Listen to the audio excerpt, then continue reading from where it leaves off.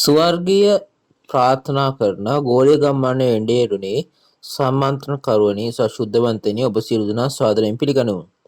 අද දවසේ මම මෙහෙවන්නා වන කිම් සොංගුන් වෙමි. පරිච්ඡේද 90 පැරණි සහ අලුත් ගිවිසුමේ එළිදරව් පිළිබඳ සාක්ෂි යන මාර්ග සම්මන්ත්‍රණයට සහභාගී වූ සියලු දෙනාම අපි අවංකව පිළිගනිමු. මෙම සම්මන්ත්‍රණය ලෝපුරා භාෂාවලට පරිවර්තනය කර ඇති අතර ලෝපුරා විකාශනය වෙමින් පවතින අතර බොහෝ ඇදහිලිවන්තයන් විසින් හොඳින් පිළිගෙන ඇත.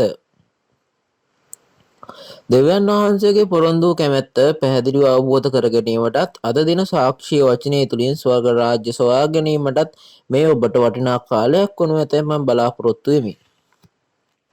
ඉන් අපි සම්මන්ත්‍රණය පටන් ගැනීම පෙර අපගේ හදවත් එකට එකතු කර දෙවියන් වහන්සේට යාඥා කරමු.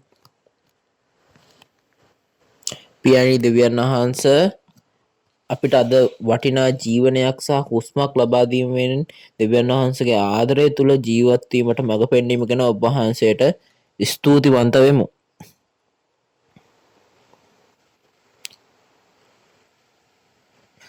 විශේෂයෙන්ම පරිච්ඡේද 90 පැරණි සහ අලුත් ගිවිසුමේ එළිදරව් පිළිබඳ සාක්ෂිය ශින්චොන්ජී මාර්ග සමාන්තර සහභාගී වූ දෙවියන් වහන්සේගේ ඇදහිල්ලේ වටිනා දරුවන් බවට පත්වීමෙන් ඔබගේ මහත් ආදරයෙන් සහ කරුණාවෙන් අපව පුරවන්න. අද මෙම කාලය තුලින් මට බයිබලයේ දැකීමට ඇසීමට කන් සහ තේරුම් ගැනීමට හදවතක් ලබා දී දෙවියන් වහන්සේ යේසුස් වහන්සේ සහ සත්‍ය කෙරෙහි සැබෑ ඇදහිලිවන්තයෙකු වීමට මට මඟ පෙන්වුව මැනව. අපි සියලු මහිමය දෙවියන් වහන්සේට දී අපගේ පාපවල සමාදුන් යේසුස් වහන්සේගේ නාමයෙන් යාඥා කරමු. ආමේන්. පරිච්ඡේද 90 පැරණි සහ අලුත් ගිවිසුමේ එළිදරව් පිළිබඳ සාක්ෂිය. අද අපි තුන්වන පාඩම තෝරාගත් ජනතාව හැදහිල්ලෙන් වැටීම විනාශය සහ ගැලවීම පිළිබඳ අනුපිළිවෙල දෙස බලමු. අපි බුසාන් ජේම්ස් ගෝත්‍රයේ සභාවේ ගෝජේ සභාවේ සභාපති ප්‍රධාන උපදේශකතුමා වන ලේ බෝ විසින් අපට පණිවිඩය ලබා දෙනු ඇත. ආයුබෝවන්. ස්වර්ගස්ස සදාකාල ජීවනයේ ප්‍රාර්ථනා කරන ලෝපුරා සිටින සියලුම එඬේරුනි දේවදම් ශිෂ්‍යයනි ශුද්ධවන්තනි මම ජේ බෝ ලී වෙමි. ශින්චොන්ජී ඉස්සබෑ බුසාන් ජේම්ස් ගෝත්‍රයේ ජේජු සභාවේ ප්‍රධානියා වෙමි. පරිච්ඡේද 90 පැරණි සහ අලුත් ගිවිසුමේ එළිදරව් පිළිබඳ සාක්ෂිය ශින්චොන්ජී මාර්ග සම්මන්ත්‍රණයට සහභාගී වීම ගැන ඔබට ස්තුතියි. අද ඔබ මාව සමග මෙනෙහි කරන වචනය ද්විතීක පාඩම් මාලාවේ තුන්වන පාඩමේ තෝරාගත් ජනතාව ඇදහිල්ලේ වැටීම විනාශය සහ ගැලවීමේ අනුපිළිවෙල වන ඇත. අලුත් යෙසායා 1:1 සිට 2 යෙසායා 1:1 සිට 2:4 දක්වා සහ 2 තෙසලෝනික 2 ප්‍රධාන පාඩ වනු ඇත. දැන් මේ නරඹන්නා වෙඬේරුන් බොහෝ දුරට බයිබලයේ කියවා ඇති බැවින් ගැලවීමේ මූලධර්ම තෝරාගත් මනුෂ්‍යයන්ගේ ඇදහිල්ලෙන් වැටීම විනාශය සහ ගැලීම සහ තවත් සමහරුන් නොදන්නා අයට මෙය තේරුම් ගන්න පුළුවන් විදිහට තමයි අද ඉගෙන ගන්න. එතකොට මේකට හොඳින් අහලා ඕගොල්ලන්ට සියලුම දෙවියන් වහන්සේගේ කැමැත්තේ උත්තර හොයාගන්න පුළුවන් වෙයි කියලා මම විශ්වාස කරනවා. පළමුව අපි මේක කතා කරන්න හේතුව අපි බලමු. ප්‍රධාන පාඩේ තමයි යෙසායා 1 යන පරණ ගිවිසුමේ අනාගත වාක්‍යයකි. ඒ අනාගත වාක්‍ය යේසුස් වහන්සේ පැමිණීමට පෙර අවුරුදු 700කට පමණ පෙර තමයි මේක කිව්වේ. කෙසේ වෙතත් යෙසායා 2:1 ඉඳන් 4 දක්වා පළමු පැමිණීම පමණක් නොම ස්වාමීන් වහන්සේගේ දෙවෙනි පැමිණීමේ සිදුවන සිදුවීම්ද වාර්තාගත කරනවා. යේසුස් වහන්සේගේ ප්‍රථම පැමිණීමේ සාධන ලද පළමු යෙසායා පළවෙනි පරිච්ඡේදයේ බැලීමට හේතුව නම් මේ අද ඇදහිල්ලේ ලෝකයේ සැබෑව සමග සංසන්දනය කර වර්තමාන යුගයේ ඇදහිලිවන්තයන් සඳහා කැඩපතක් ලෙස මේ භාවිතා කිරීමයි. ඔබ මේ දේශනාවට ඇහුම්කන් දෙන අතරම අද මේ සභාවේ වර්තමාන සභාවේ ලෝකයේ තත්ත්වය සංසන්දනය කළ යුතුයි. මේ දෙවෙනි පැමිණීමේ ලෝකයේ අවසානයේ බව කියලා තියෙනවා. එතකොට මෙතන මේ සාමාන්‍ය මේ ලෝකයේ ගැන නෙමෙයි කතා කරන්නේ, ආගමික ලෝකයේ අවසානය ගැන තමයි මෙතන කතා කරන්නේ. ඒක නිසා තමයි මෙතන ලෝකයේ අවසන් වීමට හේතුව දෙවියන් වහන්සේ ඉදිරියේ මේ ලෝකේ යම් වරදක් ඇති නිසා තමයි. සමහර විට පාඩය තුළ යුදෙව්වන්ගේ ජල්පැන ගිය ඇදහිල්ල අද අපගේ නිකාය සහ සභාවේ ප්‍රතිරූපය නොවේද? එතකොට මේ යුදෙව්වන්ට වඩා මට මොන හරි අඩුවක් තියනවද? එතකොට මේ සංසන්දනයත් එක්ක ඔබ සියලු දෙනාටම දෙවියන් වහන්සේත් එක්ක සංවාදනයක් යෙදෙන්න පුළුවන් විදිහේ වචනයක් ලැබෙනු ඇතයි මම විශ්වාස කරමි. දැන් අපි යෙසායා 1:1 කියවමු. යුදා සහ යෙරුසලම සඳහා ගැන මේ දර්ශනයක් ගැන තමයි කියන්නේ. යුදාහි රජවරුන් උස්සියා යෝතාම් අහස් සහ හිස්කියාගේ දවස්වල යුදා සහ යෙරුසලම පිළිබඳ සම්බන්ධයෙන් ආමෝස්ගේ පුත් යෙසායා දුටු දර්ශනය මේවාය. ආමේන්. එතකොට මෙතන මුලින්ම ලේඛකයා පවසන අනාගත වක්‍ර යෙසායා කියන්නේ මේ ආමෝස්ගේ පුත්‍රයා කියලා තමයි කියන්නේ. එතකොට මම ආමෝස්ගේ පුත්‍රයා කියලා තමයි මෙතන කියන්නේ. එතකොට ඇයි මේක මේ විදිහට තියෙන්නේ කොහොමද? හරියට කියලා දෙන්න තමයි මේ කාගේ පුත්‍රයාද කියන එක වගේ පැහැදිලි කිරීමට තමයි යෙසායා කියන්නේ කාගේ පුත්‍රයාද කියන එක තමයි කියන්නේ. එතකොට මේ යෙසායා යුදාහි රජවරුන් උස්සියා යෝතාම් අහස් සහ හිස්කියාගේ දවස්වලදී මිනිසෙකුගේ බැවින් මේ යෙසායා යන පාඨය ලියා ඇත්තේ වසර 2700කට පෙර බව අපිට තේරුම් ගන්න පුළුවන්. එතකොට ඒකේ ලියවිලා තියෙන්නේ මොකක්ද? එතකොට වෙන වචනකින් කිව්වොත් මොකක්ද? මේක දර්ශනයක් සම්බන්ධව තමයි වාර්තා කරලා තියෙන්නේ. එතකොට මේ යුදාහ යෙරුසලම ගැන තමයි මේ දර්ශනය ලියවිලා තියෙන්නේ. එතකොට මෙතන දර්ශනයක් ගැන කියන්නේ කොහොමද? මෙතන ඒ කාලේ සැබෑව නෙමෙයි තියෙන්නේ, මේක ආත්මික දර්ශනයක් ගැන තමයි මෙතන කතා කරන්නේ. එතකොට මේ යෙසායා 1 සිට 66 දක්වා පරිච්ඡේදවල අන්තර්ගත වෙන්නේ මේ ඒ කාලයේ සැබෑව නොව දර්ශනයක් බව තේරුම් ගන්න ඕනේ. එතකොට මේ 1 සිට 66 දක්වා මේ දර්ශනයක් දැකලා තමයි මෙයා මේ යුදාහ යෙරුසලම පිළිබඳව කියන්නේ. එතකොට අපි ගිහිල්ලා බලමු යුදාහ යෙරුසලමේ එම කාලේ ඇදහිල්ල කොහොමද කියලා බලමු. එතකොට මේ යෙසායා මේ පොත ලියන කාලේ යුදාහ සහ යෙරුසලමේ ඇදහිල්ල සැබෑව එක රාජ්‍යවල 11 මේ සලමොන් රජතුමා මේ විදේශික දෙවිවරුන්ට නමස්කාර කර දෙවියන් වහන්සේ ඉදිරියේ පාපයක් සිදු කරනවා. ඊශ්‍රායල් සලමොන් රජ දෙවියන් වහන්සේ පව් කළ නිසා මුළු ඊශ්‍රායල් ජාතියම දෙවියන් වහන්සේ ඉදිරියේ පව් කරා කියලා තමයි පිළිගැනෙන්නේ. එතකොට මේ දෙවියන් වහන්සේගේ පළමු ව්‍යවස්ථාවද කියන්නේ කොහොමද? මාහැර වෙනත් කිසිම දෙවි කෙනෙකුට නමස්කාර නොකරන්න කියලා තමයි කියන්නේ. එබැවින් විදේශ දෙවි කෙනෙකුට නමස්කාර කිරීම ඇදහිල්ලෙන් වැටීමයි. මේක ගැන අපිට ගිහිල්ලා බලුවා හොසියා 6:7 කියන්නේ කොහොමද? ඔව්හු ආදම්ෙන් ගිවිසුම කඩකලෝය කියලා තමයි කියන්නේ. එතකොට මේ සිද්ධියේ ප්‍රතිඵලයක් වශයෙන් මේ ගෝත්‍ර 11ක්ව උතුරේ ගෝත්‍ර 11ක් සම්පූර්ණ අශූරිය විසි විනාශ කරන ලද අතර යුදා ගෝත්‍රය පසුව විනාශ වුණා. ඉසාගේ පොතේ පාඨයේ යුදාහි ඉතිරිව ඇති අවසාන ගෝත්‍රය පවා විජාතීන් විසින් විනාශ කරනු ලබන බව අනාගත වාක්‍ය අන්තර්ගත වන ඇත. දැන් අපි ගිහිල්ලා යෙසායා 1:2 ඉඳන් 4 දක්වා කියමු. ස්වර්ගයෙන් අසන්න පෘථිවිය කන් දෙන්න මක්නසාද ස්වාමීන් වහන්සේ කතා කරනසේක. මම දරුවන් පෝෂණය කොට ඇති රැදි කළමි. එහෙත් ඔහු මට විරුද්ධව කැළලි ගැසුවෝය. ගොන ඔහුගේ අයිතිකාරයාද කොට්ලුව ඔහුගේ ස්වාමියාගේ පට්ටියද දනි. ඒ ඊශ්‍රායල් දන්නේ නැත. මාගේ සෙනඟ කල්පනා කරන්නේ නැත කියනසේක. අනේ පාපිෂ ජාතියක්ය. අයතුකමෙන් බර වූ සෙනඟක්ය. නපුරුකම් කරන වංශයක්ය. දූෂ්‍ය ලෙස ක්‍රියා කරන දරුවෝය. ඔහු ස්වාමීන් වහන්සේ අත්හැර ඊශ්‍රායල්ගේ ශුද්ධ තනන් වහන්සේ එපා කොට වෙන් වී පස්සට හැරී ගියෝය. ඔව් 4 වෙනි පදයේ දක්වා ඇති වචනේ තියෙන්නේ කොහොමද? මේ තෝරාගත් ජනතාව ඇදහිල්ලෙන් වැටීමේ වන අතර මේ පෝෂණය වෙච්ච ගිවිසුමෙන් ඒගොල්ලෝ වැටෙනවා කියලා කියනවා. පළමුව මෙතන කියන්නේ කොහොමද? ස්වර්ගයෙන් අසන්න පෘථුවිය කන් දෙන්න කියලා කියනවා. එතකොට මානසික ආසට සහ පොළොවට දෙවියන් වහන්සේ වචන ඇහෙන්නේ නැහැ. බැවින් මේ කියන්නේ කොහොමද? ආත්මික ආස සහ ආත්මික පොළොව ගැන තමයි මෙතන කතා කරන්නේ. හැබැයි මෙතන ස්වර්ගය යනෝ මේ ස්වර්ගීය ආත්මික ලෝකයේ ආත්ම ගැන කතා කරන අතර පොළොව කියන්නේ පෘථිවිය කියන්නේ දූවිලි වලින් සෑදුණු මනුෂ්‍ය ශරීරය ගැන එහෙ නැත්නම් මාංශය ගැන තමයි කතා කරන්නේ. අපට සවන් දීම නන කරන්නේ දෙවියන් වහන්සේ වෙන අතර අප සවන් දිය යුතු මිනිසුන් වන්නේ ස්වර්ගීය ආත්මය සහ මේ ලෝකයේ මනුෂ්‍යයන්ය. එතකොට දෙවියන් වහන්සේට අවශ්‍ය වුණේ මොන ආකාරයක අන්තර්ගතයක්ද කියලා හුඟකන් දෙන්න. දෙවියන් වහන්සේ අපට මුලින්ම පැවසුවේ මෙතන යුදා මේ ගෝත්‍රයේ මිනිසුන් සවන් දෙන ලෙසයි කියලා තමයි කියන්නේ. නමුත් දෙවියන් වහන්සේ තේරුම් නොගත් දෙවියන් වහන්සේට අකීකරු යුදෙව්වන්ට තමයි ඒගොල්ලන්ට තමයි සවන් දෙන්න කියලා කිව්වේ. මේ වඩාත් විස්තරාත්මක මෙතන කිව්වොත් කොහොමද මේ අනාගත වාක්‍ය ලියා වසර 700කට පමණ පසුව පළමු පැමිණීමේදී යුදෙව් ආගමේ දූෂිත ඇදහිල්ලේ සැබෑව එය වෙනු ඇත.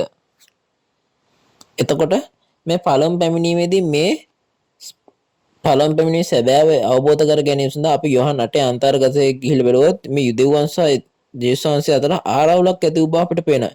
එතකොට ඇයි මේ ගැටුමට හේතුව මොකක්ද? මේ යේසුස්වහන්සේ පළමු පැමිණීමේදී එතුමාන් වහන්සේ ඇවිල්ලා නිදහසේ නීතිය නිදහස් ව්‍යවස්ථාව ලබා දුන්නා. අනෙක් අතට යුදෙව්වන් මෝසස්ගේ ව්‍යවස්ථාව මත රඳා පැවතිලා හිටියා. එක එක්කෙනාගේ තර්කය වෙනස් නිසා එතන ගැටුමක් ඇති වෙන්න පටන් ගත්තා. නමුත් යේසුස් වහන්සේ නෙමෙයිද දෙවියන් වහන්සේ හිටපු තැනත්තා? එතකොට මේ යුදෙව්වන් දෙවියන් වහන්සේට নমස්කාර කර මේ යේසුස් වහන්සේ සමග තර්ක කිරීම දෙවියන් වහන්සේට අකීකරු වීම සහ දෙවියන් වහන්සේ ඉදිරියේ ඇදහිල්ලෙන් වැටීමේ ක්‍රියාවලියක් කියලා තේරුම් ගන්න ඕනේ. එතකොට මේ ශින්චොන්ජිය සහ රෙප්‍රමාද සභාව අතර අද දවසේ ආරවුල ඇතිවීමට හේතුව මොකක්ද? ශින්චොන්ජිය එලිදරව්වේ අනාගත වාක්‍ය සහ ඉෂ්ටමේ සාක්ෂිය එනම් අලුත් ගිවිසුම ඉෂ්ට කළ එලිදරව් වචනය සහ කියන වචනය මේ රෙප්‍රමාද සභාව ඒගොල්ලෝ මුල් ගුරුකම විතරයි මේ දේශනා කරන්නේ. මෙන්න මේක නිසා ඒගොල්ලෝ පළමු පැමිණීම සහ යේසුස් වහන්සේගේ මුල් ගුරුකම පිළිබඳ දේවල් විතරයි කරන්නේ. එතකොට මේ පළමු පැමිණීම හෝ දෙවෙනි පැමිණීම ඒවා අපගේ මෙතන මේ දෙවියන් වහන්සේ යේසුස් වහන්සේ ඉදිරියේ සහ එම වචන ඉදිරියේ නියතමානීව හා එම යුගයට අනුකූලව විවෘත කරන ලද පොතේ වචනය ඉගෙන ගත යුතු බව අප දැනගන්න ඕනේ. ඒක බයිබලෙන් ඉගෙන ගන්න එකත් අපි ගොඩක් වැදගත්. ඔව් දැන් අපි ඊළඟට 4 වෙනි පදයට ගිහිල්ලා බලමු. අපි පව් කළ જાතියක්. මෙතන කියන මේක මේ මිනිස්සු පව් කළ જાතියක් කියලා තමයි කියන්නේ. එතකොට ඒගොල්ලෝ මේක තේරුම් ගන්න නම් අපි යෙසායා 5:4ත් අපි ගිහිල්ලා බලන්න ඕනේ. එතකොට යේසුස් වහන්සේ කියනවා මේ තමන්ගේ මේ හොඳම මුද්‍රික වැල් ලබා දුන්නා. නමුත් ප්‍රියබලට යුදා මනුෂ්‍ය නමුත් එතන තිබුණේ අයුක්තිය ධර්මිෂ්ඨකමයි බලා සිටසේක. එතකොට මේගොල්ලෝ කොහොමද මේ නරක ඵල දුන්නේ කියලා කියනවා. එතකොට මේ කියන්නේ මේ මානසික ගසක් ගැන නෙමෙයි මේ කතා කරන්නේ. යෙසායා 5:7 දී ගිහිල්ලා බලපුවාම කියන්නේ කොහොමද? මේ උන්වහන්සේගේ ප්‍රිය පැලෑටින යුදා මනුෂ්‍යයෝ කියලා කියනවා. එතකොට දෙවියන් වහන්සේ මේ යුදා මනුෂ්‍යයන්ට ගහක් වගේ හොඳ මේ ධර්මිෂ්ඨ වෙලා හොඳ විනීදී තමයි නිපදවන්න ඕනේ. නමුත් ඒගොල්ලෝ වල්මිදි තමයි මේක හැදුවේ. එතකොට මේ වල්මිදි කියන්නේ කොහොමද? මේ වල්මිදි මොකක් කරේ ඒගොල්ලෝ අධර්මිෂ්ඨකමක් කරා. ඒ කියන්නේ මොකද? දෙවියන් වහන්සේ ඉදිරියේ අධර්මිෂ්ඨ දෙයක් කළා එනම් පව් කරා. මේක හරියට තේරුම් ගැනීමට නම් අපි ගිහිල්ලා බලමු යොහන් 1:11 කියන්නේ කොහොමද කියලා. මෙතනදී කියන්නේ කොහොමද? යේසුස් වහන්සේ තමාගේම ජනතාව වෙතට ආවා. නමුත් ඒගොල්ලෝ මේ යුදෙව් පිළිගත්තේ නැහැ. ඒ වෙනුවට එතුමාණන් වහන්සේට ඒගොල්ලෝ පීඩා කරා.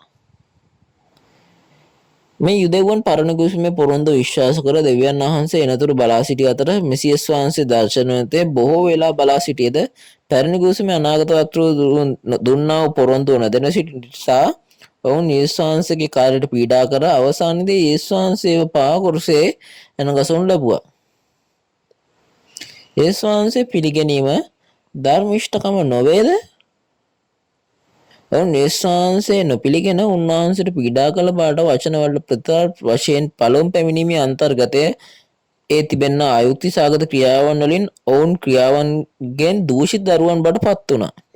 මේ ප්‍රධාන පාඩේ ඇති සිදුවීම් වල සමාන සිදුවීම් අද දවසේදීත් සිදුවෙමින් පවතී.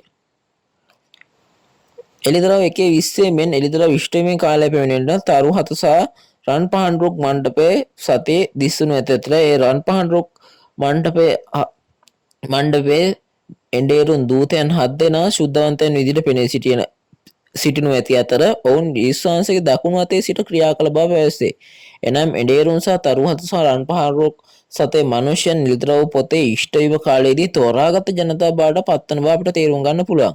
කෙසේ වෙතත් මේ අපි කියවපු පාටේ මෙන්ම යුදා ගෝත්‍රයේ මනුෂ්‍යයා වගේම ඔවුන් ඇදහිල්ල අත්හලා අතර එළිදරව් 2 සහ 3 පරිච්ඡේදවල මෙම ජනතාව නිකොලාතයින්ගේ ඉගැන්වීම ලබන බවත් මේ පිළිම වලට පූජා කරන ලද දේවල් අනුභව කරන බව සාතන්ගේ ආත්මය සමග වෛශ්‍යාකම් කරන බවත් කියනු ලැබේ. මේ අද දවසේ ඇදහිල්ලෙන් වැටීමේ සිද්ධිය වුණු ඇත.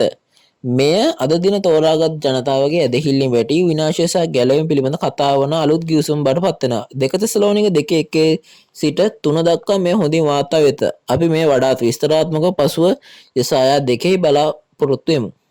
දැන් අපි ගිහිල්ලා කියමු මේ 5 සිට 7 දක්වා පදේ ගිහිල්ලා කියමු. නුඹලා වඩා කැලික සහ තව පහ ලබන්නේ මක් නිසාද? මුළු හිස රෝගාතුරව මුළු සිත දුර්වලව තිබේ.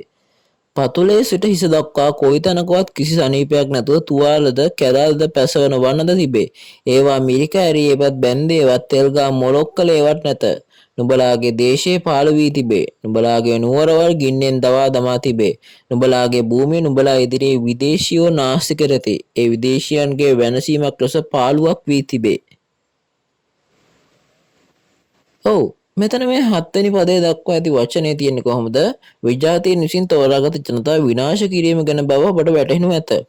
එතකොට මෙතන ඇයි ඔබ තවත් පහර ලබන්න කැමැති මක් නිසාද කියලා අහනවා. එතකොට ඒ කියන්නේ දෙවියන් වහන්සේ මේ කැරලිකාර තෝරාගත් මිනිසයන්ව විනිශ්චය කරන බව පෙන්වනවා. මේ කැරලිකාර තෝරාගත් සෙනඟට දඩුවම් කරන දෙවියන් වහන්සේගේ මුකුර කුමක්ද? අපි යෙසායා 10:5 දී ගිහිල්ලා කිව්වොත් කොහොමද? දෙවියන් වහන්සේ ආශූරිය මත ක්‍රියා කරමින් මුගුරක් ලෙස එනම් සැරයටියක් බව ක්‍රියා කරනවා කියලා අපිට දැක ගන්න පුළුවන්. වෙනත් වචන වලින් කිව්වොත් දෙවියන් වහන්සේ කැලලිකාර තෝරාගත් සෙනඟ විනිශ්චය කරන්නට එතුමන් විසින් විජාතීන් රැගෙන වුණ විනිශ්චය කරන බව අපිට තේරුම් ගන්න පුළුවන්. අපි දැන් 7 වෙනි පදයේදී කියන විදිහට කොහොමද නුඹලාගේ දේශයේ පාළුව තිබේ, නුඹලාගේ නුවරවල් ගින්නෙන් දවා දමා තිබේ, නුඹලාගේ භූමිය නුඹලා ඉදිරියේ විදේශියෝ නාස්ති කරති කියලා කියනවා. මේකෙන් කියන කොහොමද තෝරාගත් ජනතාව ඒගොල්ලෝ 100ක් විනාශ වුණා කියන එක තමයි මෙතනින් කියන්නේ. අපි මේ වචනේ ගිහිල්ලා පළමු පැමිණීමෙත් එක්ක සංසන්දනය කරලා බලුවොත් මේ ඇදහිල්ල වැටුණු තෝරාගත් ජනතාව මේ කාලේදී විනිශ්චය මේ තෝරාගත් ජනතාව යෙරුසලමේ එඬේරුන් සහ මේ ජනතාව බාට පත්වන බව තේරෙනවා. තවද අපට පවසන්නේ ඇදහිල්ල වැටුණු තෝරාගත් ජනතාව යෙරුසලමේ ජනතාව විනාශ කළ මේ එඬේරුන් සර්පයන් වගේ ලියන්නන් හා පරිසරුන් කියලා අපිට තේරුම් ගන්න පුළුවන්. මතේ 23:37 දී යේසුස් වහන්සේ මේ යෙරුසලමේ ජනතාව එක්රැස් කිරීමට අවශ්‍ය වූ නමුත් යෙරුසලමේ වැසියන් යේසුස් වහන්සේ වෙතට නොපැමිණියේය.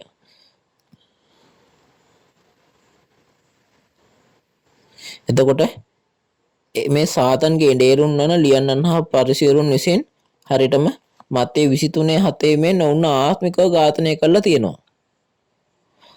එතකොට මෙම සිදුවීම විජාතීන් විසින් දෙවියන් වහන්සේගේ වචනයෙන් ඇදහිල්ලෙන් වැටුණු තෝරාගත් ජනතාවගේ විනාශයේ අන්තර්ගතය කියලා අපිට කියන්න පුළුවන්. අපිට එළිදරව් 6 වෙනි පරිච්ඡේදය සහ එළිදරව් 13 වෙනි පරිච්ඡේදයට අපි ගිහිල්ලා බලුවොත් මෙම පාඩේ ඇති විදිහටම අද දවසේදීත් මේ ඇදහිල්ලෙන් වැටීම සහ විනාශය සිද්ධ වෙනවා කියලා තේරුම් ගන්න පුළුවන්. එතකොට මේ එළිදරව් 2 සහ 3 පරිච්ඡේදවල මේ ඇදහිල්ලෙන් වැටීමේ ක්‍රියාවලියක් තියෙන එම අවස්ථාවේදී යේසුස් වහන්සේගේ එක දූර්තයෙක් තෝරාගෙන මෙම ඇදහිල්ල වැටුණු අයට පසුතැවිලි වීමට ලිපි යවන්න කියලා තියෙනවා.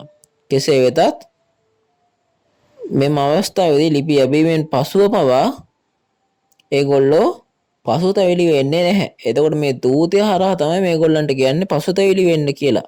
පසුතැවිලි වෙන්න කියලා. එතකොට මේ පසුතැවිලි නොවන අයව එළිදරව් 6 දී විනිශ්චය කරන ලබන අතර ස්වර්ගයෙන් පොළවට වැටි ඔවුන් නිර්පාහරුන් ලැබේ. මෙම නිර්පාහරණ ස්ථානය කියන්නේ ඔවුන් ස්වර්ගයේ සිට නිර්පාහරණ ස්ථානයේ විදේශියන්ගේ ගුහාව කන්ද පර්වතය කියලා කියනවා. අනිජාතින් ඇතුළු අයට එළිදරව් 13 වචන වල මුර්ගයාගේ 666 ලකුණු ලැබුණු අතර ඔවුන් සාතන්ගේ මේ හිමිකරුවන් බවට පත් වී විනාශ වෙනව ලියා ඇත.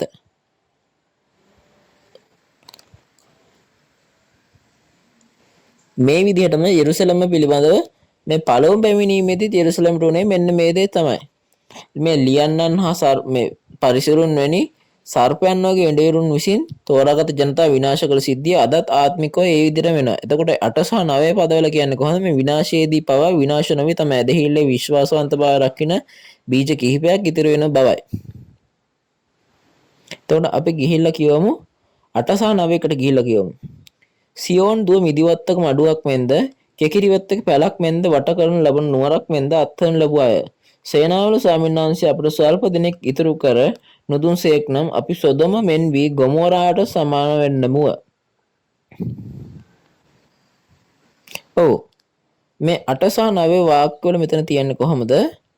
මේ ඉතිරි වෙච්ච කට්ටියක් ඉන්න ඔවුන් ගැලීම ගැන කතා කරන. එතකොට මේ සියෝන් දියුණිය වට කරන් ලැබූ නගරයක් මේ යන්තම් ඉතිරි වෙලා තියෙනවා කියලා කියනවා. එමෙන්ම ස්වාමීන් වහන්සේ අප වෙනුවෙන් මේ ස්වල්පයක් ඉතිරි කරලා තියෙන කියන වචන වලින් තියන්නේ කොහොමද? දෙවියන් වහන්සේ තම ඇදහිල්ලේ විශ්වාසවන්තභාවය රකින්න ලද ඇදහිලිවන්තයන් සුළු පිරිසක් අරගෙන ඔවුන් ආරක්ෂා කරන බව පෙනී සිටිනවා. අපිට පෙනෙනවා. අපි පළවුම් පැමිණීම ගෙහිල්ලා බැලුවොත් එතකොට මේ දූෂිත යුදෙව් ලෝකයේ ඒ සත්‍ය වචනයෙන් ජයගත්ත යේසුස් වහන්සේ කුඩා බීජය බඩපත් වන අතර යේසුස් වහන්සේ අදහා මේ ගෝලයන් බඩපත් වූ කට්ටියත් ඒ ඉතුරු කුඩා බීජ බඩපත් වෙනවා. මේ පළවෙනි පැමිණීමේ කාලය වගේම මේක සිද්ධ වූ සිදුවීම එළිදරව් පොතේ සිද්ධ වෙනවා. එළිදරව් 6 දී ඊරහඳ තරු සියල්ලම අඳුරු වැටෙන අතර මේ ඕන්න විනාශ වීමේ අවස්ථාවේදී තෝරාගත ජනතාව ගුහා කඳු සහ ගල් ඇතුළට වෙලා අන්‍ය ජාතීන්ගේ ආරක්ෂාවට යනවා. මේ එළිදරව් 6 පවසන්නේ කොහොමද?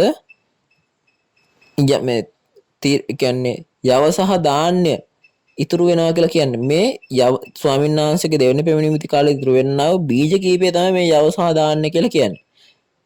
තවද මේ පාට නවන පදිති කියන්නේ කොහොමද? මෙම බීජ ඉතිරි වෙනේ නම් සුදුම සහ ගොමෝරා වගේ සිද්ධ වෙනවා කියලා කියනවා. එතන අපි තේරුම් ගන්න ඕනේ අපි හැම ඇදහිල්ලේ ලෝකයකම හැම යුගයකම හැම දූෂිත වූ විට ඔවුන්ගේ විශ්වාසවන්තභාවය රැකගත් ඇදහිලිවන්තයන් කිහිප දෙනෙකු නිසා ඇදහිලි 100%ක්ම විනාශ නොවි ඔවුන් තුලින් ගැලීමේ කාර්යය ආරම්භ වෙනවා කියන එක. එතකොට අද දවසේදී එළිදරව් 6 දී මේ යව සහ බාන්ලි වගේ ඉන්න ඇදහිලිවන්තයන් නිසා එළිදරව් 7 සහ 14 දී ප්‍රතිනිර්මාණය කිරීමේ ඉතිහාසය නම් අතීතයේ සිදු නොවූ ගෝත්‍ර 12 නිර්මාණය කිරීම අවුරුදු 6000කට පසුව අස්වැන්න නෙලීම මුද්‍රා තැබීම සහ ගෝත්‍ර 12 සෑදීම ඔවුන් තුලින් සිද්ධ වෙනවා. මේ අලුත් ගිවිසුම ඉෂ්ට කරන එළිදරව්ව ස්වර්ගයේ සිට ලැබුණු මුළු ලෝකෙම සාක්ෂිය දරන්නා වූ පොරොන්දු එඬේරා සභාපතිතුමා වවුනිට මේ ප්‍රතිනිර්මාණ කිරීමේ කාර්ය සිදු කරන බව අද සහභාගී වූ අය හැමෝම මේක දන්නවා. එතකොට මේ එළිදරව් 6 දී මේ ඉතිරි සිටින ඇදහිලිවන්තයන් කිහිප දෙනෙකු සමග ගෝලීය ගම්මානයේ මේ කාර්ය කරනවා කියන එක හැමෝම දන්නවා. එතකොට දැන් අපි ගිහිල්ලා කරුණාකර මේක බාලිපලේ පරීක්ෂා කර බලන්න ඕනේ. අපි දැන් 10 සහ 15 පද කියමු.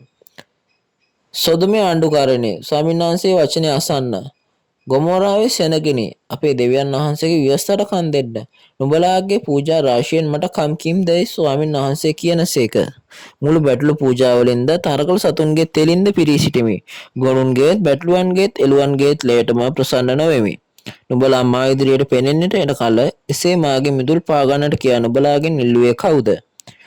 නිෂ්ඵල පූජා තවත් නොගෙන එන්න. දුම් පූජා මට පිළිගුලක්ය. අමාවකද සබත් දවසද සභා රැස් කිරීමද එසේමය. දුෂ්ටකම සහිත මංගල රැස්වීම මට ඉවසන්නට බැරිය. නුඹලාගේ අමාවක් වලටද නියම මංගල්‍ය වලටද මාගේ ආත්මය ද්වේෂ කරයි. ඒවා මට බරක්ය. ඒවා උසුලා වේසව සිටිමි. නුඹලාගේ අත් විහිදන කල මාගේ ඇස් නුඹලාගෙන් සංගවා ගන්නෙමි. එසේය නුඹලා යාඥා බොමයක් කරන කල්හි මම නොවසන්නෙමි. නුඹලාගේ අත් ලේයින් පිරී තිබේ.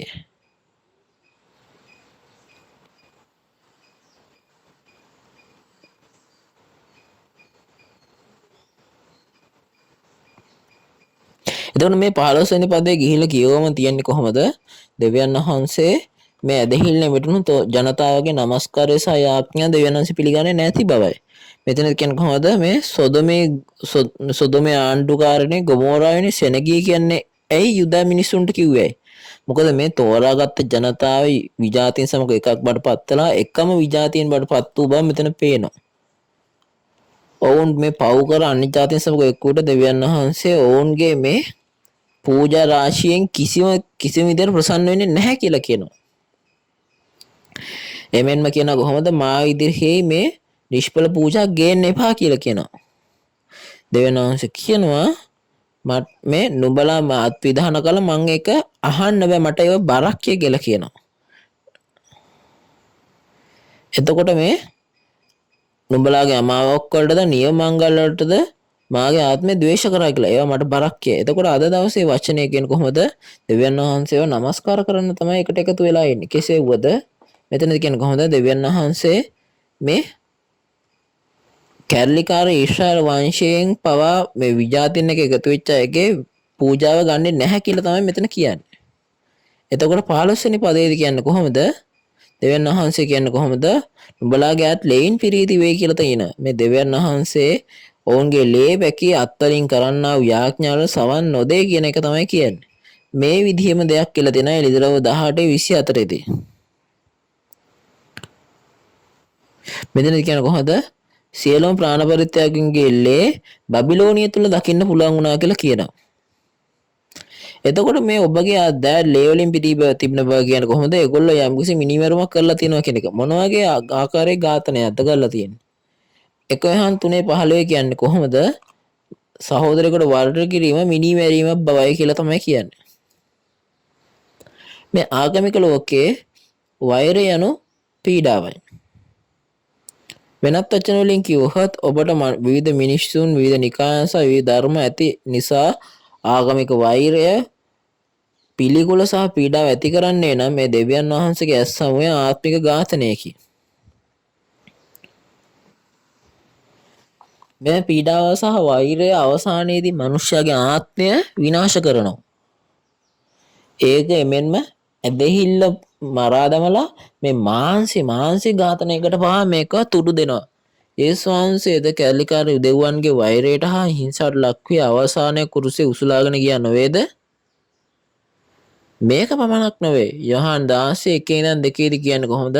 තම ගෝලයන්ට පැවසුවේ මේ හැම දෙයක්ම නුඹලාට කිව්වේ නුඹලා ඉබාගාතේ නොවන පිණිස කියලා කියනවා. එතකොට ඔබ මරන්නා වූ හැම කෙනෙක්ම ඒගොල්ලෝ හිතන්නේ දෙවියන් වහන්සේට සේවය කිරීම සඳහා යම් කිසි දෙයක් කරන බවයි මේකම දෙවෙනි පැමිණීමත් වෙනවා කියලා කියනවා. එතකොට මේ දෙවියන් වහන්සේට নমස්කාරය කරන මිනිසයන් එනම් දෙබේ නැදිලිවන්තයන් සම්බන්ධයෙන් කියන නිසා මේක අද දවසේදී කොරියාවේ සාම්ප්‍රදායික අපරාධ භක්තිකයන් ශින්චොන්ජිය සහ ශින්චොන්ජිය පොරොන්දු එන්ඩේරා මිත්‍යා දෘෂ්ටිකයන් ලෙස සලකා හිංසා පීඩා කරන අතර එහි ප්‍රතිඵලයක් ලෙස ශින්චොන්ජි සමාජිකයන් 4 දෙනෙකු ආගමකට හැරවීමට බල කිරීම නිසා දැඩි ලෙස පීඩා කර මරා දමන ලදී. යොහාන් 16 පීඩාව ගැන මෙතන වෙන වචනය කියන්නේ කොහොමද? යොහාන් 16:25 පරිච්ඡේදවල කියනවා. අද ඇදහිල්ලේ ලෝකයේ සැබෑව අනාගත වාක්‍ය කියන ලද වචනය අලුත් කිසිවේ සටහන් වී ඇතනම් අපට බයිබලයට ඇතුළු වී මම කිසි විටවත් මගේ සහෝදරයාට වෛර කර හෝ පීඩා නොකළේ හෝ පීඩා කරන නිකායකට අයත් වූයේදයි අපට බයිබලයෙන්ම විනිශ්චය කරගන්න පුළුවන්.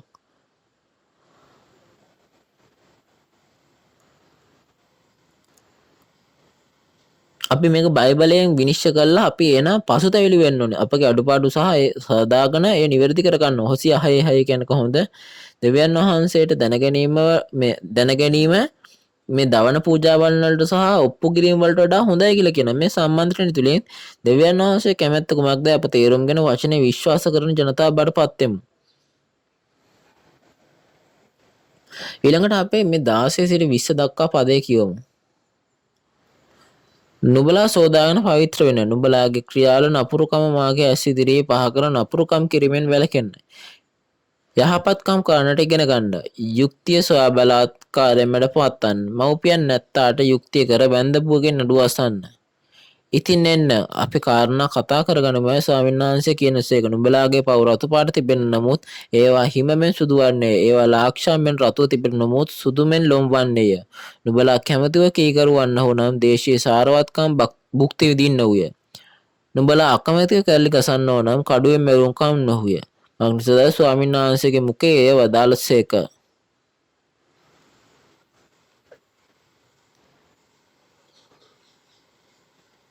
20 වන පදේ දක්වා කියන කොහොමද ඇදහිල්ලේ වැටුණු ජනතාව සඳහා පසුතැවිලි වෙන්නේ කියලා තමයි දෙවියන් වහන්සේ ඉල්ලලා සිටින්නේ. ඒගොල්ලන් සෝදා පිරිසිදු කරගෙන නරක ක්‍රියා සහ එම නරක දේවල් නතර කරන්න කියන පසුතැවිලි වචනෙට කැඳීමක් ලැබිලා තියෙනවා. තවද මේ යහපත් ක්‍රියා ඉගෙනගෙන මේ ධර්මිෂ්ඨකම කරන්න කියලා කියනවා. මේ කියන්නේ මොකද්ද? දේව වචනය තුල ඇදහිල්ල කර ගැනීම කරගෙන යන්න කියලා කියනවා. එබැවින්ම වැන්දපුවන් සහ අනාථයන්වත් මෙතන කියලා තියෙනවා. එතකොට මෙතන ඇත්ත වශයෙන්ම මානසික වැන්දපුවන් සහ අනාථයන් තියෙනවා. නමුත් මෙතනදී කියන්නේ කොහොමද ආත්මික වැන්දපුවන් සහ අනාථයන් ගැන තමයි මෙතන කතා කරන්නේ. මේ වැන්දපුව යනු ආත්මය අහිමි වූ ඇදහිල්ල අත්හල් ඇදහිල්ලෙන් වැටුණු එඬේරුන් වන අතර අනාථයන් යන ඔවුන්ගේ ආත්මය අහිමි වූ එඬේරුන්ගේ සමාජිකයන් බවට පත් වෙනවා. එතකොට අපි 18 ඉඳන් 20 දක්වා පද බලන විට දෙවියන් වහන්සේ කොන්දේසි විරහිත විනිශ්චය නොකළ නමුත් ඇදහිල්ල වැටුණු තෝරාගත් ජනතාව සමග සංනිවේදනය කරන්න දෙවියන් වහන්සේට අවශ්‍ය වුණා. ඒගොල්ලෝ හරියට මේ සංවාදයට සම්බන්ධ වුවොත් ඒගොල්ලන්ගේ පව රතු පාට වගේ තිබ්බද ඒවා හිමෙන් සුදුවන අතර ලොම්මෙන් සුදුවුණු ඇතැයි පැවසිය. මේ දෙවියන් වහන්සේ සහ වචන ඉදිරියට පැමිණ දෙවියන් වහන්සේ සමග සංවාදය කරොත් අපට සුවය හා අලුත් විය හැකි අතර අපි සැබෑ ඇදහිලිවන්තයන් ලෙස නැවත ඉපදෙනු ඇතැයි මම විශ්වාස කරමි. අද සම්මන්ත්‍රණ අප හැමෝම වචනයට ආපු නිසා දැන් දෙවියන් වහන්සේත් එක්ක කතා කරන වාසනාවන්ත වේලාවක් කියලා මම විශ්වාස කරනවා.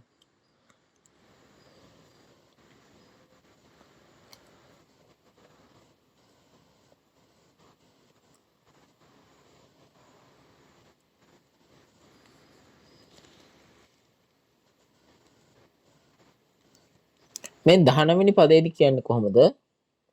අපි කීකරු වෙලා වචනයට පැමිණියහොත් අපට ආශිර්වාද ලැබෙනවා කියලා කියනවා. එතකොට 20 මේ අපි ඒක කරේ නැත්නම් අපි මේ කඩුවෙන් ඝාතනය වෙනවා කියලා කියනවා. ඒ කියන්නේ කොහොමද අපේ දෙවියන් වහන්සේ විසින් විනිශ්චය වෙනවා කියලා කියනවා.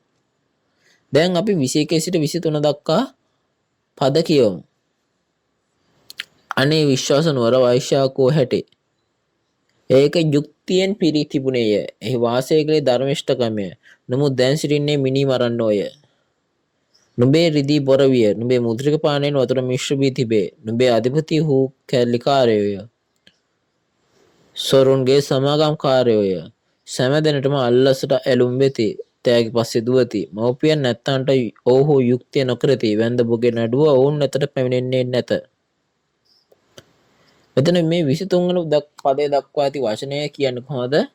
මේ විශ්වාස නුවරට සැබෑව වෙන කියන්නේ කොහොමද? ඔවුන් වෛශ්‍යයන් බවට පත් වෙලා ඔවුන් මේ මිනිමරුවන් බවට පත් වුණා කියලා කියන. මේ වෛශ්‍යකම යනෝ සාතන්ගේ ආත්මය සමග ආත්මික වේශ්‍යාකම වන අතර එන්න දාස් කරන සාතන්ගේ බීජය ලබාගත් බවයි. එමෙන්න මිනිමරුම ගැන කතා කරන්නේ කොහොමද? මේ මානසික මිනිමරුවක් තියෙනවා. හැබැයි මෙතන කලින් කිව්වා වගේ සහෝදරයකට වෛර කිරීම, පීඩා කිරීමත් ආත්මික මිනිමැරීමක් බාට පත් වෙනවා. එහෙම කරන කෙනා ආත්මික මිනිමරුවෙක් බාට පත් වෙනවා. තවද රිදී බොර වෙලා කියනවා. එමෙන්ම මුද්‍රික පානයේ වතුරත් එක්ක මිශ්‍ර වෙලා තියෙනවා කියලා කියනවා. මේ කියන්නේ කොහොමද දෙවියන් වහන්සේගේ වචනය ලෝකේ වචන සංග මිශ්‍ර වෙලා අසත්‍ය බවට පත් වෙලා තියෙනවා කියන එක තමයි කියන්නේ. මේ වචන අපි අහන විට අපි අපේ සභාව සහ අපගේ සභාවේ දේශන සහ අපේ සභාවේ ඉගැන්වීම් පරිපූර්ණ සත්‍යද නැතහොත් ලෝකයේ වචනය දෙවියන් වහන්සේගේ වචනය සමග මිශ්‍ර වෙලාද කියන එක ගැඹුරින් සිතා බලන්න ඕනි. තවද මේ 23 වන පදේදී කියන්නේ කොහොමද? නායකයන් හෝ මේ එඬේරුන් ගැන කතා මේයින් කතා කරන්නේ මොවුන් එඬේරුන් මේ නායකයන් කියන මෙතන එඬේරුන්. එතකොට මේ කියන්නේ කොහොමද? යෙරුසලමේ එඬේරුන් කැලිකාරෝ බවත් ඔවුන් සොරුන් සමග ඇසුරු කළ බව සියල්ලම විපාක සොයන්නවුන් බඩපත් වූ බවත් එයින් දාස් කරන ඔවුන් මුදලට ලොල් වූ බවයි. මිනිසුන්ට නායකත්වයේ දී යුතු නායකයන් ඔවුන්ගේ ඇදහිල්ලට වඩා කැලිකාර වන අතර ඔවුන් දුර්වල මනුෂ්‍යයන් වෙනුවෙන් වැඩ කළ යුතුය. නමුත් ඔවුන් කරන්නේ ඔවුන්ගේම වාසියට පමණයි වැඩ කරන්නේ. දෙවියන් වහන්සේගෙන් සහ ඔහුගේ එතුමාන් වහන්සේ වචනයෙන් නිවත් වූ ඔවුන්ගේ දූෂිත ඇදහිල්ලේ සැබෑ මේ වුණ ඇත. අද දවසේදී එළිදරව් 9:21 මෙන් කියන්නේ කොහොමද? ඔවුන් ආත්මික මිනි මරන්නෝ, පේන කියන්න වේශ්‍යාකම් කරන්න, සොරකම් කරන්නෝ ඇදහිල්ලේ ලෝකයේ තුල ඉන්න බවයි. එළිදරව් පොත විශේෂයෙන් වර්තමාන ඇදහිල්ලේ ලෝකය ගැන සඳහන් කරනවා. ඉතින් මෙම වචනය කැඩපතක් සහ සීමාවක් ලෙස භාවිතා කිරීමෙන් අපට අපගේ ඇදහිල්ල පරීක්ෂා කර බලා ගන්න පුළුවන්. ඉතින් අපි අපේම ඇදහිල්ල ගැන හරි අවධානයෙන් සිටිය යුතුයි. දැන් අපි 24 සහ 27 දක්වා පද ගොස් කියවමු. එබැවින් සේනාල ස්වාමීන් වහන්සේද ඊශ්‍රායල්ගේ පරාක්‍රමයන් වහන්සේද වන ස්වාමීන් වහන්සේ කියනසේක. අහෝ මාගේ එදිරිකාරයන්ගෙන් මම නිදහසේ මාගේ සතුරන්ගෙන් පරිගන්නෙමි.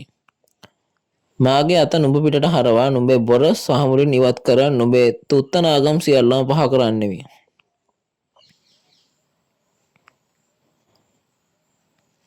මම පළමු ලෙස නුඹේ විනිශ්චයකාරයන්ද මුලදී තිබුණු ලෙස නුඹේ මන්ත්‍රීවරුන්ද නැවත පිහිටවන්නෙමි.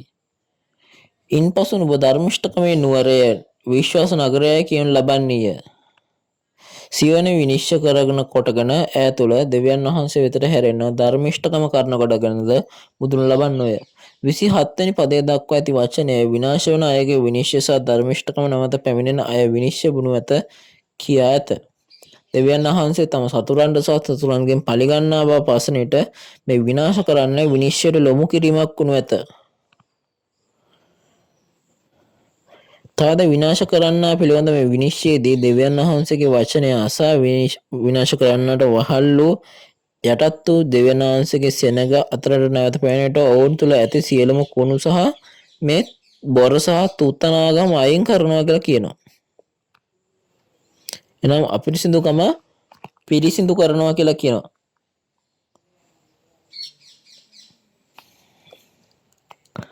මේ තවද 20 වෙනි පදයේදී සියොන් යුක්තියෙන් මිදෙනු ඇති බවත් එයට ගරු කරන අය ධර්මිෂ්ඨකමින් මුදුන් ලබන බවත් පවසමින් අපොසු පැමිණි ජනතාව ඔවුන්ගේ මුල් තත්ත්වයට පත් කරනු ලබන බවත් එතුමන් වහන්සේ කියනවා. සෙකරියා 2:7 වචන වලින් දෙවියන් වහන්සේගේ සෙනග සියෝනේ ලෙස හඳුන්වනු ලැබේ. එබැවින් විනිශ්චය අවස්ථාවේදී නැවත පැමිණෙන දෙවියන් වහන්සේගේ සෙනග යුක්තියෙන් මිදී ගැලීම ලබන බව කියනු ඇත. නමුත් විනාශ වන මේ විනිශ්චය කාල තුල පවා අවසානයේ දක්වා පසුතැවිලි නොවී සිටින අය කවුද? ඔවුන්ට කුමක් සිදු වේද? අපි ගිහිල්ලා 28 සිට 31 දක්වා පද කියවමු. නමුත් ද්‍රෝහිකම් කරන්නන්ගේද පව්කාරන්ගේද විනාශය එකට විටම සිදුවන්නේය. ස්වාමීන් වහන්සේ අත්හරින්නෝ විනාශ වන්නෝය. මක් නිසා අද නුඹලා ආශා වූ අලෝන ගස් නිසා ඔහු ලැජ්ජා වන්නෝය. නුඹලා තෝරාගත් උයන් නිසා නුඹලා වියවුල් වන්නෝය. මක් නිසාද නුඹලා කොළපර වෙන ආලෝන ගස් මෙන්ද දිය නැති උයනක්ද මෙන් වනව ඇත. බලවතා හන මෙන්ද උගේ වැඩේ ගිනි පුපුරක් මෙන් දෙවි කිසියෙකු විසින් නිවන්නේ නැතුව එකට දාලා යනවා ඇත කියනසේක. මේ 31 වෙනි පදයේ දක්වා ඇති වචනය ගිහිල්ලා කිව්වොත් කොහොමද? දෙවියන් වහන්සේ විනාශ කරන්න විනිශ්චය කරන අවස්ථාවේදී දෙවියන් වහන්සේගේ සෙනගේ වහල්ලුන් වෙලා දෙවියන් වහන්සේ ගලවා ගන්න අවස්ථාවේදී පවා පොස්තයිල නොවන අයගේ ප්‍රතිඵලය ගැන තමයි මෙතන කතා කරන්නේ. මෙතන කියන්නේ කොහොමද? ද්‍රෝහිකම් කරන්නන්ද පව්කාරයන්ද විනාශයම එක විටම සිදුවන්නේ කියලා කියනවා. වෙනම කියන මේ ආලෝනකස් තෝරාගත් උයන් ඒගොල්ලෝ වියුල් වෙනවා කියලා කියනවා. මේ ආලෝන ගස් කියන්නේ කොහොමද? තෝරාගත ජනතාව වන අතර මේ බොරු එඬේරුන් හා විනාශ කරන්නකු ගැන එනම් යහපත නපුරේ ගහ බාට පත් වෙලා විනාශ කරන කට්ටිය වෙනවා. එතකොට එමෙන්ම මේ විනාශ කරන්නන්ගේ බොරු දෙයක් බාට පත් වෙනවා. එතකොට මෙතන ඔවුන් ලැජ්ජාට පත් වෙනවා කියලා කියනවා. ඒගොල්ලෝ දෙවියන් වහන්සේගේ ජනතාව බාට පත් වෙලා මේ විජාතික දෙව් කෙනෙක්ව තමයි මේගොල්ලෝ බාර අරගෙන ඉන්නේ. එතන මෙතන කියන කොහොමද? වේලි ගිය ආලෝන ගස් වගේ වෙනවා කියන මෙතන කියනවා. එතකොට ඇදහිල්ලා වැටුණු මිනිස්යන්ගේ ආත්මේ වෙල්ලා වේලි ආලෝන ගස් වගේ මියනු ඇති බව කියනවා. හරියට කිව්වොත් මේ මැරිච්ච ගහක් වගේ. ඇදහිල්ලා අත්හලා තෝරාගත මණ්ඩපේ වතුර නැති උයන බඩ පත්තන බවක් පවසනවා. එතකොට ඔවුන් කියන්නේ කොහොමද? ඔවුන්ගේ මණ්ඩපේ විනාශයේ පණවිඩ වෙන උතර එමෙන්ම ඇදහිල්ල වැටෙන්නන් සහ විනාශ කරන්නන්න දෙගොල්ලන්ව ක්‍රියා මේ ගින්නක් ඒගොල්ලන් ක්‍රියා නිසා ඔවුන් ගින්නක් බවට පත් වෙනවා. එයින් දවා දමන්න කිසිවෙක් නොමැති බවට පස් වෙනවා. මේ විදිහට යසා එකේ තෝරාගත් සෙනගගේ ඇදහිල්ලෙන් වැටීම සහ විනාශය යුක්තිය තුළ විනාශ වූවන් සහ සියෝන් මිදුරු ජනතාවගේ විනිශ්චය සහ විනිශ්චය සටහන් කර ඇති දේ තමයි මෙතන කතා කරන්නේ. ඉතින් මෙහෙම දෙවියන් වහන්සේගේ ජනතාවට මොකක්ද සිද්ධ වුනේ? අපි ගිහිල්ලා යෙසායා 2:1 ඉඳන් 3 කියවමු. යුදා සහ යෙරුසලම ගැන ආමොස්ගේ පුත්‍ර වූ යෙසායා දුටු කාරණය. මතු දවස්වලදී ස්වාමීන් වහන්සේගේ ගෘහයේ කඳු මුදුනේ පිහිටවන ලද හෙල්වලට වඩා උස්සන්නේ සියලු ජාති ඔහු ඒ වෙතට රැස් වන්නෝය. බොහෝ ජනයෝද පිටත්ව කතා කොට එන්න ස්වාමීන් වහන්සේගේ කන්දටත් යාකෝබ්ගේ දෙවියන් වහන්සේගේ ගෘහයටත් යමු. උන්වහන්සේ තමන්ගේ මාර්ග අපට උගන්වනසේක. අපිද උන්වහන්සේගේ මාර්ගවල ගමන් ගන්නෙමුය කියන්නෝය. මක් නිසාද ව්‍යවස්ථාව සියෝනෙන්ද ස්වාමීන් වහන්සේගේ වචන යෙරුසලමෙන්ද නික්මෙන්න යන්නේය. ආමෙන්. ඔබ හොඳින් කියවුවා. එතකොට 1 ඉඳන් 3 දක්වා පදවල තියෙන කොහොමද සියලු ජාතීන් ඇවිත් ඉගෙන ගත යුතු ස්ථානයක් ගැන තමයි කියන්නේ. යෙසායා 2:1 දී කියන්නේ කොහොමද? මෙතන කියනවා කොහොමද? යුදා යෙරුසලම ගැන දුටු කාරණයක් කියලා කියනවා. එතකොට මේ යෙසායා 1:1 දී කියන්නේ කොහොමද? යුදා යෙරුසලම යනවා ඇදහිල්ලෙන් වැටුණු තෝරාගත් ජනතාව තියුණු අතර යෙසායා 2:1 දී යුදා යෙරුසලම යනවා ඇදහිල්ල අත්හැරීමෙන් හා විනාශයෙන් පසුව ප්‍රතිනිර්මාණය කරන ලද තෝරාගත් ජනතාව වන අතර ඔවුන් දෙවියන් වහන්සේගේ අලුත් රාජ්‍ය සහ අලුත් ජාතිය බවට පත්වනු ඇත.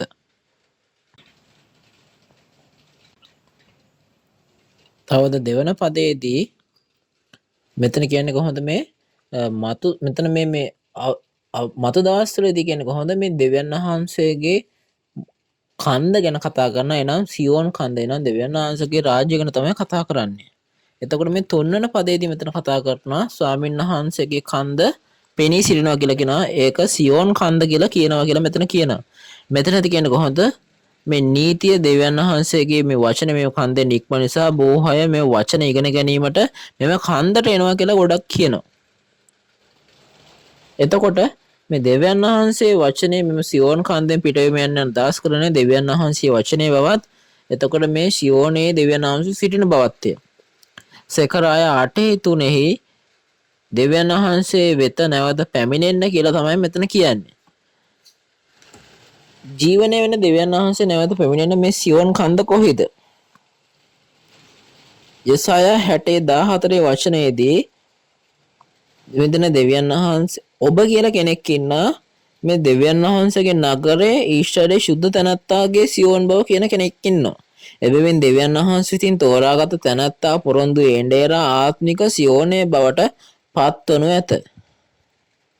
එතකොට අපි ගිහිල්ලා පළවෙනි පැමිණීමට ගිහිල්ලා බැලුවොත් මෙතන තේරුම් ගන්න පුළුවන් යේසුස් වහන්සේ හරියටම ආලෝකය වගේ ආපු තැනන් වහන්සේ එයා තමයි පළවෙනි පැමිණීමේ සියෝනේ බවට පත් උනේ. එමෙන්ම පළවෙනි පැමිණීමේදී යේසුස් වහන්සේට අයත් මේ ශුද්ධවන්තයන්ගෙන් සතුමුලා සංවිධානය සියෝන් කන්ද බවට පත් වුණා. දැන් අපි අලුත් ගොසිමේ අනාගත වාක්‍ය තුලින් අවසාන කාලයේ සියෝන් කන්දේ සැබෑව දෙස ගිහිල්ලා බලමු. අපි 2 තෙසලෝනික 2:1 ඉඳන් 3 දක්වා වචනය ගොස් කියවා බලමු. සහෝදරනි, අපගේ ස්වාමී වූ යේසුස් ක්‍රිස්තුස් වහන්සේගේ ඊමද උන්වහන්සේ වෙතට අපගේ රැස්වීම ගැනද ස්වාමීන් වහන්සේගේ දවස ළඟ වී තිබේ. ආත්මයෙන්වත් වචනයෙන්වත් අපෙන් ලැබුණාක් මෙන් පෙන්වන ලියුමකින්වත් ඉක්මනින් සිතින් චංචල නොවන හැටියද නොකලවෙන හැටියද අපි නුඹලාගෙන් උදක්ම ඉල්ලමුවා. කිසියකට කිසිසේත් නුඹලා රවටන්නට ඉඩ නාරින්න. මක් නිසාද ඇදහිල්ලෙන් වැටී යාමත් විනාශයේ පුත්‍රයා වන පාපේ මනුෂ්‍යයා එළිදරව් වීමත් පළමුවෙන් වුණොත් මිස ඒක නොපමිණෙන්නේය.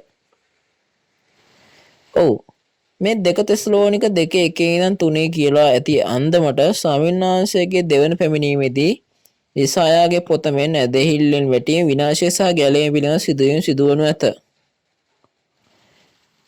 එන්පසු අලුත් ගිවිසුමේ සුභාරංචි 4 අනාගත වාක්‍ය වචනය මෙන් ඇදහිල්ලෙන් ඇත්තහැරීම විනාශය සහ ගැලවීම පිළිබඳ ඉතිහාසය ගිහිල්ලා බලමු.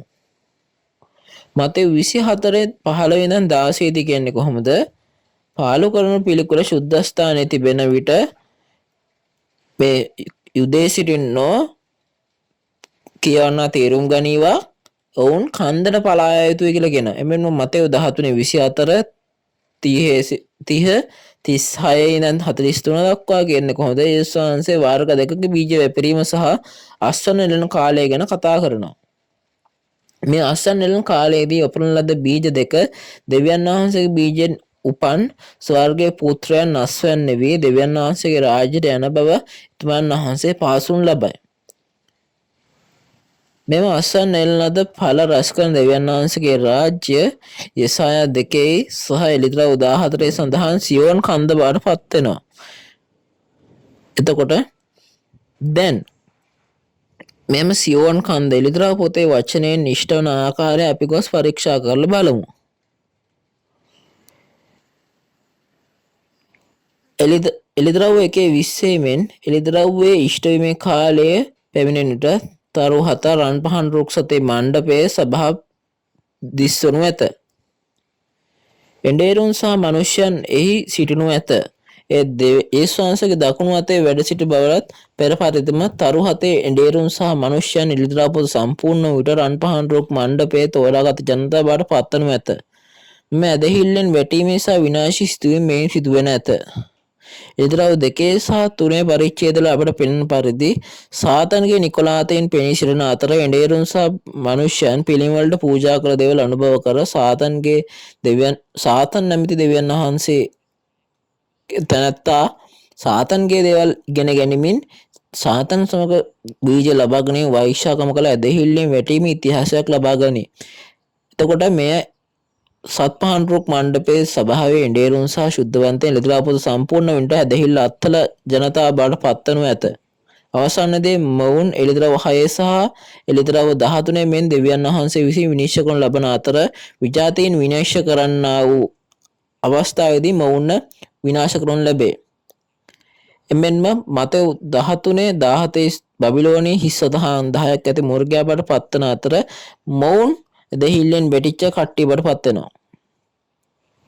එතකොට මේ එලිදරව් 14 දී සියෝන් කන්දට තමයි අපි යන්නේ. එතකොට මෙතන දෙවියන් වහන්සේගේ නාමය ඔවුන්ගේ නළල් මත ලියවිලා තියෙනවා කියලා කියනවා. ඔවුන් තමයි මෙතන පළමු ඉදුණු පළවන දෙවියන් වහන්සේගේ සහ යේසුස් වහන්සේගේ නම් ලියා ඇති ඊශ්‍රායල ගෝත්‍ර 12 වන දෙවියන් වහන්සේගේ රාජ්‍ය පූජකයන් යන එලිදරව් 7 දෙවියන් වහන්සේගේ මුද්‍රා කරන ලැබුව අය බවට පත් වෙනවා.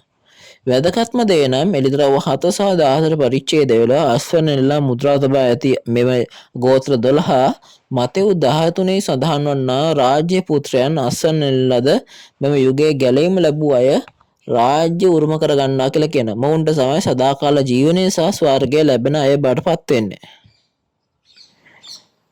අනිත් අතට එලිදරව් 6 සහ 13 පරිච්ඡේදයේදී ඇදහිල්ලෙන් වැටුණු විජාතීන් විසින් පළවහනු ලැබූ මූර්ඝයාගේ ලකුණු ලැබූ ඇදහිල්ලෙන් වැටුණු ජනතාව විනාශී සිදුවීම දැකීමෙන් පසු පවා වචනය හෝ සැබෑ විශ්වාස කළේ නැත. ඔවුන්ට දඬුවම අනිවාර්යයෙන්ම ලැබෙනු ඇත. ඔවුන් නිරයේ ගෙන්දගම් සහිත ගිනි විලට විසි කරනු ඇත. මේ අස්වැන්න නෙළීමේ අවසානයෙන් ඔවුන් 100%ක්ම මූර්ඝයාගෙන් විනාශ වෙලා යනවා. එතකොට මේක තමයි අස්වැන්න නෙළීමේ අස්වැන්න නෙළීමට නොහැකු අයගේ ප්‍රතිඵලය මෙයයි. අවසාන වශයෙන් අපි ගොස් යෙසායා 2:4 ගොස් කියමු. උන්වහන්සේ ජාතීන් අතරේ විනිශ්චය කොට බොහෝ ජාතයන්ගේ කාරණා විනිශ්චය කරනුසේක. ඔහු තමන්ගේ කඩුවලින්ද හීවලින්ද හෙල්ලෙන් දෑකැති තලා ගන්නෝය. ජාතියක් ජාතියකට විරුද්ධව කඩුව ඔසවන්නේවත් තවත් යුද්ධ ඉගෙන ගන්නේවත් නැත. යෙසායා 2:4 පවසන අන්දමට මෙතන කියන්නේ කොහොමද? ඔවුන් කඩුවලින් හීවල්ද හෙල්ලවලින් දෑකැති තලා ගන්නවා කියලා කියනවා. එතකොට එන යුද්ධය අවසන් වෙලා සාම්‍ය ලෝකයක් පිහිටම බවයි. මේ ජාතිය ජාතියකට විරුද්ධව තවදුරටත් කඩුව අතර ගන්නේ නැතුවත් එකිනෙකාට පහර නොදෙන බවත් මෙතන කියනවා. මේ යෙසායා 52:7 වචනයේදී කියන අන්දමට යුද්ධය අවසන් වූ සාම්‍ය ලෝකයක් සහ දෙවියන් වහන්සේ පාලනය කරන ලෝකයක් ගැන එතුමන් වහන්සේ පොරොන්දු විය. එලිදරව් 21 දී දෙවියන් වහන්සේ අලුත් ආස අලුත් පොළොවට නැවත පෙන්වව කියනු ලැබේ. නමුත් 4 වන පදයේ සාමය ස්වර්ගය සහ සාමය එන විට සාමය සහ ස්වර්ගය එන විට මරණය වේදනාව හෝ යුද්ධයෙන් තොර සදාකාලික ජීවනය පැමිණෙනු ඇත. ඒ දෙවියන් වහන්සේ සාක්ෂාත් කර ගැනීමට සදන්නාව ලෝකේ බරපත් වන ඇත. එනම් ජීවන වන දෙවියන් වහන්සේ නැවත පැමිණෙන නිසා වෙන. ශින්චන්ජියේ එලිදරව් 12 පරිච්ඡේදයේ මෙන් මකරාසම සරණ කර ජයගත්තා වූ එලිදරව් 2 සහ 3 පරිච්ඡේදවල පොරොන්දු ආශිර්වාද 12ම ලබාගත්තා වූ පොරොන්දු එඬේරුක අපට සිටි. තවද අප ගෝත්‍ර 12 යේසුස් කෙතේ අස්වැන්න නෙළනද සහ යේසුස්ගේ රාජ්‍ය ගෝත්‍ර 12ට අයත් වූ පළමු පළවල සැබෑ බවට පත්වෙමු. සිංචුන්ගේ පොරොන්දු එන්ඩේරා යසාය 2:4 මෙන් යුද්ධයෙන් තොර සාමකාමී ලෝකයක් සාක්ෂාත් කර ගැනීම සඳහා සාමයේ පණිවිඩකරුවෙකු ලෙස 31 වතාවක් ගෝලීය ගම්මානයට පැමිණ සාමයේ වැඩ ප්‍රායෝගික කරමින් සිටී. සියලුම ආගම් එක් හොඳම ග්‍රන්ථයන් තුලින් ඒකාබද්ධ කළ හැකි වන පරිදි එක් ආගමවල ග්‍රන්ථ සංසන්දනය කරමින් සංවාද මණ්ඩප රාශියක් පැවැත්වූ අතර මෙම ගැටලු වලින් තොර සාමයේ ලෝකයක් සාක්ෂාත් කර ගැනීම සඳහා ප්‍රායෝගික හා පිළිගත හැකි පිළිතුරු මුළු ලෝකයට ඉදිරිපත් කළසේක. මේ තමයි මේ අපි කරන්නා සාම ක්‍රියාකලාප කෙටි හැඳින්වීම. දැන් අද දේශනයේ සාරාංශය අපි ගලමු. යසායා සහ 2 තෙසලෝනික 2 වචනය තුලින් මෙතන අපි අවසාන දවස්වලදී ඇඳහිල්ලෙන් වැටි විනාශය සහ ගැලවීම යන අනුපිළිවෙල පවතින සියෝන් කන්ද සහ අලුත් රාජ්‍ය දෙවියන් වහන්සේගේ මැවීමේ ක්‍රියාමාර්ගය දෙස ගිහිල්ලා බැලුවා. තවද මේ අලුත් දෙවියන් වහන්සේගේ රාජ්‍ය සියෝන් කන්ද නිකම්ම පැවතුනේ නැත. බයිබලයේ ක්‍රමයට අනුව යේසුස් වහන්සේ පළපෙවිනිදී වපුරන ලද බීජ නිදුණු ඵල ඇදහිල්ලේ හා විනාශී සිදුවීමෙන් පසුව නෙලා මුද්‍රා තබන ලද ජනතාව බවට පත් වෙනවා. නිර්මාණය කරන ලද සියෝන් කන්ද ඒ අනුව නිර්මාණය කරන ලද සියෝන් කන්ද එළිදරව් 7 ආත්මික අලුත් ඊශ්‍රායලය වන ගෝත්‍ර 12 බවට පත් වෙනවා කියලා කියනවා.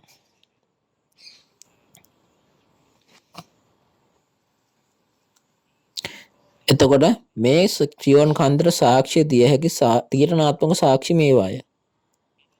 මේ ඒ කොතනකවත් සියෝන් කන්ද බවට පත් වේ නොහැක. ඕනෑම තැනක් සියෝන් කන්ද බවට පත් වේ නොහැක. එය ඇදහිල්ලෙන් වැටීමේ හා විනාශී සිදුවීමෙන් පසුව පැවතිය යුතු අතර අස්වැන්න නෙළීමෙන් හා මුද්‍රා තැබීමෙන් ඒ නිර්මාණය කළ යුතුය.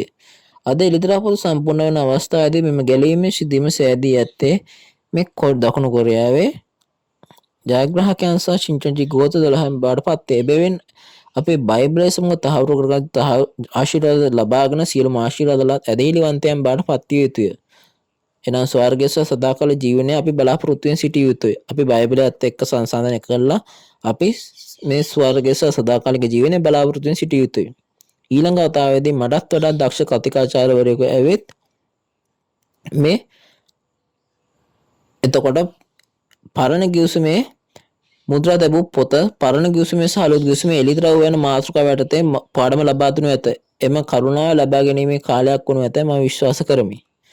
දැන් දෙවියන් වහන්සේ තුල යේසුස් වහන්සේ තුල අපේ එකක් බව දැන් අපි ගිහිල්ලා ඒ අර්ථයෙන් we are one කියලා කෑ ගහලා අපි යාඥා කරලා අවසන් කරමු.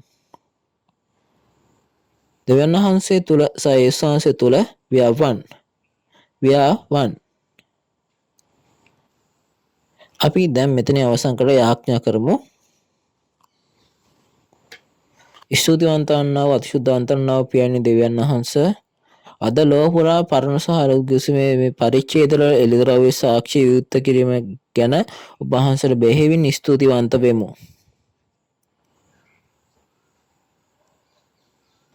සිංචන්ජි මාර්ග සම්මන්ත්‍රණයට පැහැදිලි එම සම්බන්ධයෙන් මෙම අවස්ථාවට සහභාගී වූ එඬේරුන් සෙමිනේරි ශිෂ්‍යයන් සහ බොහෝ ඇදහිලිවන්තයන් අද මතක තබාගත වෙනවා.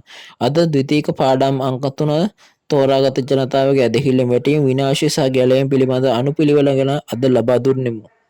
අද ඇදහිලිවන්තයන් වීම සඳහා වසර 6000කින් අස්වැන්න නෙලා මුද්‍රා තබා ප්‍රතිනිර්මාණය කරන ලද දෙවියන් වහන්සේගේ අලුත් රාජ්‍යයේ ගැලීම ස්ථානයේ සොයාගත හැක්කේ කොතනින්ද යන්නත් ඇදහිලිවන්තයන් වීමට අපට සැමට තේරුම් ගැනීමට හැකි හදවතකුත් ලබා දුන මැනව.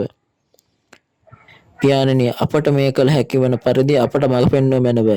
එසේම සම්මන්ත්‍රණයට සහභාගී වූ සියලු දෙනාටම ඔවුන්ගේ ආත්මික මානසික ශක්තියට ශක්තිය ශරීර සෞඛ්‍ය ලබා දුන මැනව. පියාණනි දෙවියන් වහන්සේ කරුණාකර අපට සියලු දෙනාටම කරුණාව ලබාගත හැකි පරිදි අපගේ එක් එක් අයගේ තත්ත්වයන් සහ කරදර ලෙස බලමින් ඔවුන්ට උදව් කළ මැනව. අපගේ පාප වලට සමාව දුන් යේසුස් වහන්සේගේ නාමයෙන් මේ සියලු වචන විශ්වාසයෙන් යාඥා කරමු. ආමේන්.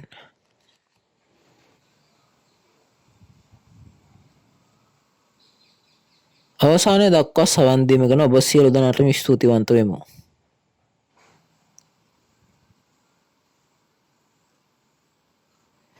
මේ අනාගත වාක්‍ය ඉෂ්ට වෙනතුරු කිසිවෙක් දන්නේ නැහැ. මොකද ඒ මුද්‍රා තැබූ පොතක් නිසා. මේ කොහොමද මුද්‍රා තැබූ පොත එළිදරව් වූ ආකාරය කොයි විදිහට සිද්ධ වෙන්නේ? මොකක්ද මේ ස්වර්ගයෙන් මිස මේ එළිදරව් මිස ස්වර්ගයක් හෝ ගැලවීමක් නැත. එතකොට ඒ අනිවාර්යයෙන්ම එළිදරව් පොත හරහා උපමා තුල සැඟවුණු එළිදරව් පොත වරපත් වෙන්න ඕනේ. මේ දේවදූතයා පොත දෙන්නේ කාටද? ඔබ සියලු එළිදරව් වචනයෙන් ඇදහිල්ල ගෝලීය පවුලක් බවට පත් වේයයි මම ප්‍රාර්ථනා කරමි. අපි දෙවියන් වහන්සේගේ නාමයෙන් යාඥා කරමු. අපි සියලු දෙනාම ඔබ සියලු දෙනාම අපිට මේ වචනෙන් මහත් වූ කරුණක් ලැබුණාද? ඊළඟ පාඩමේදී 4 වෙනි පාඩමේ මේ මුද්‍රා තරණ ලැබූ පොත පරණ ගෙවිසුම සහ අලුත් ගෙවිසුම එළිදරව්ව යන පාඩම අපි ඉගෙන ගන්න. එතකොට මේකෙදි අපිට තේරුම් ගන්න පුළුවන් නැතයි මේ දෙවියන්වහන්සේගේ සැබෑ කැමැත්ත සහ එතුමාන්ගේ හදවත ආරෝපෝත කරන දේවරාජ්‍යයේ හවුල්කාරී ස්වර්ගීය පවුලේ සමාජිකයන් බවට පත් වුණේ නැතයි මම බලාපොරොත්තු වෙමි. ලෝපුරා සීල සිටිනා වූ සීලම ඇදහිලිවන්තයන්ට විවිධ ජාතිකත්වයන් භාෂා සහ ස්ත්‍රී පුරුෂ භාවයන් නැති නමුදු දෙවියන් වහන්සේ වචනය සඳහා ආශාවෙන් නැති අවංක භාවය තුළ අපි එකක් බවට පත් වෙන්න ඕනේ. අපි දෙවියන් වහන්සේගේ ප්‍රේමය සහ සත්‍යයෙන් එකක් බවට පත් වෙන බවට විශ්වාස කරන්න ඕනේ. ලෝපුරා සිටින සෙවනේ ශිෂ්‍යයන් සහ එඬේරුන් shinchanji සමග ආපෝතා ගිවිසුම් අත්සන් කිරීම අවශ්‍ය වන අතර බොහෝ ආපෝතා ගිවිසුම් තාමත් අත්සන් වෙමින් පවතී.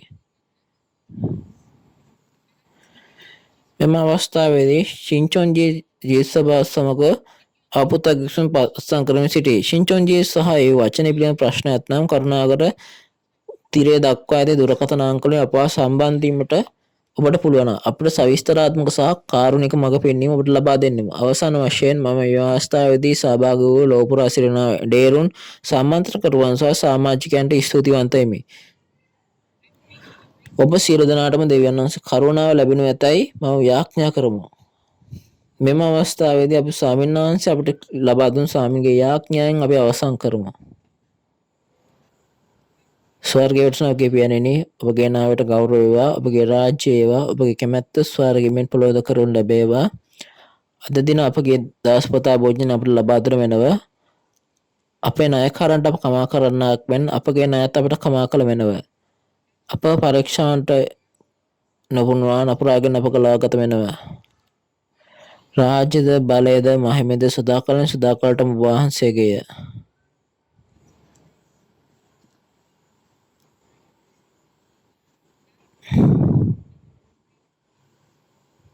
Amen.